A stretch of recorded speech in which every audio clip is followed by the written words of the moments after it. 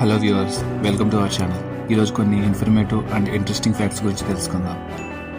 సైంటిస్టుల ప్రకారం జీబ్రా మీద ఉండే లైన్స్ వాటి మీద ఇన్సెక్ట్స్ వాలకుండా ఉండడానికి సహాయం చేస్తాయంట. వారు దానిని ప్రూవ్ చేయడానికి ఒక ఆవు మీద జీబ్రా లైన్స్ గీసి టెస్ట్ చేశారు. వారు ఈ టెస్ట్ చేసినప్పుడు నార్మల్ గా ఉన్న ఆవుల కంటే కూడా జీబ్రా లైన్స్ ఉన్న ఆవుల మీద 50% తక్కువ ఇన్సెక్ట్స్ వాలాయని టెస్ట్ లో ప్రూవ్ అయింది.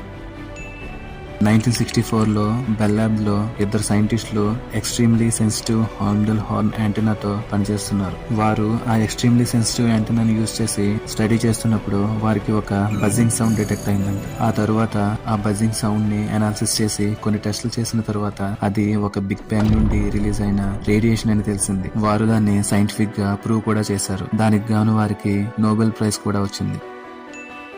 మొత్తం ఈ ప్రపంచంలో ఉన్న ఇంటర్నెట్ ని పనిచేయించడానికి ఉపయోగించే ఎలక్ట్రిసిటీ బరువును కొలిస్తే అది ఒక ఆప్రికాట్ ఫ్రూట్ బరువుకి సమానంగా ఉంటుందంట. అందరికీ హిప్పోపటమస్ తెలుసు కదా. దాని నోరు ఎంత పెద్దగా ఉంటుందంటే ఒక స్పోర్ట్స్ కార్ దాని నోటులో పట్టగలిగేటంత వెడల్పుగా దాని దవడలు తెరుచుకుంటాయంట.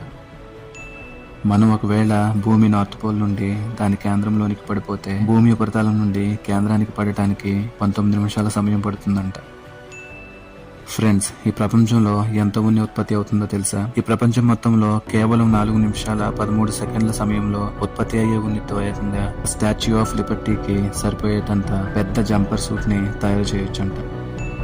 23 మంది వ్యక్తులు ఉన్న ఒక గ్రూప్ లో ఇద్దరు బర్త్డే డేట్స్ కలవడానికి 50% కంటే ఎక్కువ అవకాశం ఉందంట. అదే 57 మంది ఉన్న గ్రూప్ లో ఈ అవకాశం 99.01% ఉంటుంది. 70 మంది ఉన్న గ్రూప్ లో ఈ అవకాశం 99.92% ఉంటుందంట.